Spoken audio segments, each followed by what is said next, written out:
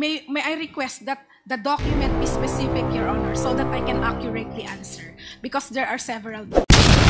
May I request that the document be specific, Your Honor, so that I can accurately answer, because there are several documents.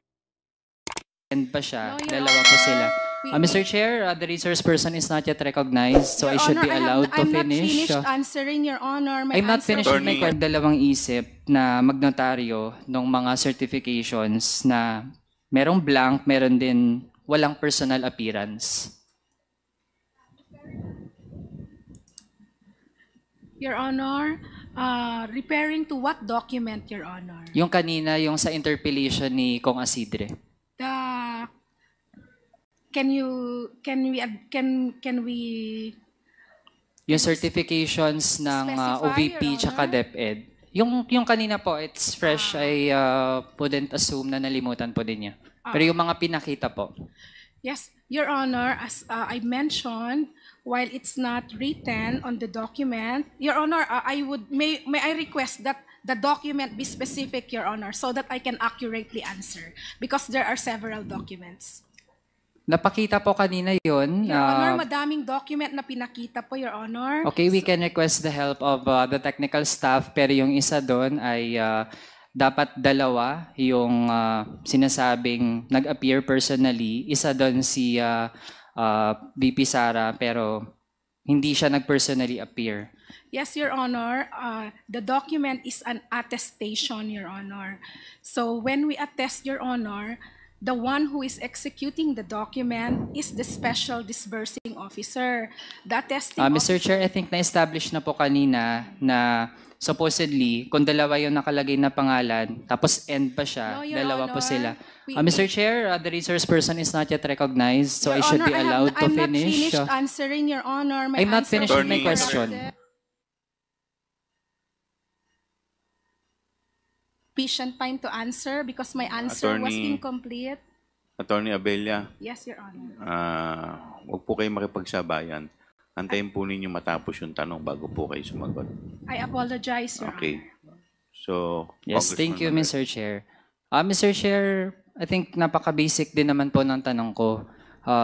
We have already heard kanina ano yung mga ginawa pala ni Attorney Abella mula dun sa interpellation ni Kong Asidre. Actually, gusto ko pa nga po na marinig. No? Yun. Kung nung ginawa po yon or bago pa nga magawa, ay hindi man lang ba nagdalawang isip na hindi ito yung tamang gawin, na magnotaryo sa mga dokumento na blank or wala yung personal appearance. Yes, Your Honor. Referring to the certifications, Your Honor, the document was executed by the special disbursing officer. On the part of the attestation, Your Honor, ang understanding ko po dyan ay she was witnessing, Your Honor, and under the COA rules, Your Honor, ang talagang nag-o-oath, Your Honor, I think it's section 4.15, Your Honor, the one taking that oath is the SDO, Your Honor. That's why she is the one who is required to have a personal appearance. Yun po yung understanding ko, Your Honor. So, Mr. Chair, kung hindi po nagdadalawang isip si Attorney Abella and she stands with what she did at gusto ko pa pong makita kung merong remorse man lang or any sense na posibleng baka naisip niya ay hindi tama yung ginawa niya, tapos mapaisip man lang siya na pwedeng makahingi siya ng tawa dito sa komite natin or sa taong bayan kasi we owe it to the Filipino people, Mr. Chair. Pero ina-argue pa po na okay lang yung ginawa. Pero kahit po elementary, Mr. Chair, makakaintindi na kung dalawa yung nakalagay, tapos end pa po yung word doon. Ibig sabihin talaga, yung dalawa ay dapat mag-appear personally kay Attorney Abella. So, Mr. Chair, for me to conclude with my interpellation, mula sa mga narinig po natin, at doon din sa mga sagot ng mga natanong natin, na pinapanindigan po talaga nila yung kanilang mga ginawa. Mr. Chair, ang dating talaga sa akin, yung Office of the Vice President tsaka DepEd under Sara Duterte, it needed people who either are lawyers, who know what they're doing, but they still decided to abuse what they know.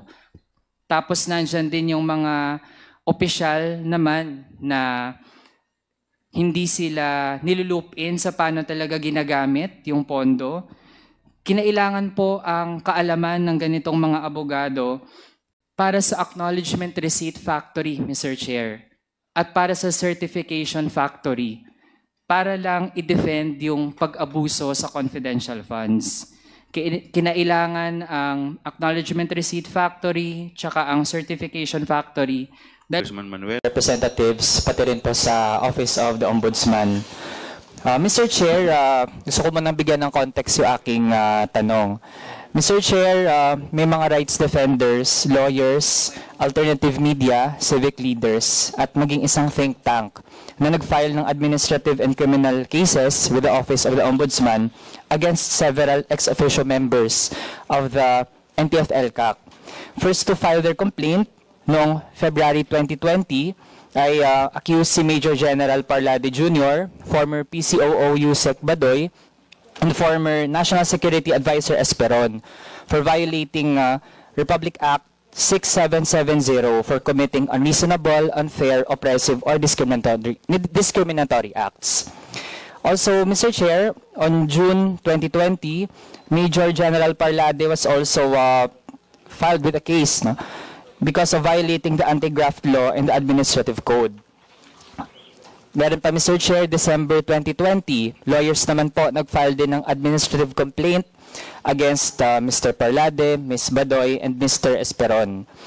Also, 2 days after, from human rights groups, nag-file din po ng criminal and administrative case against Mr. Esperon, Mr. Parlade, Ms. Badoy, and then PCOO ASEC Mocha Yuson for violating Republic Act 9851 in relation to the principle of distinction under international humanitarian law.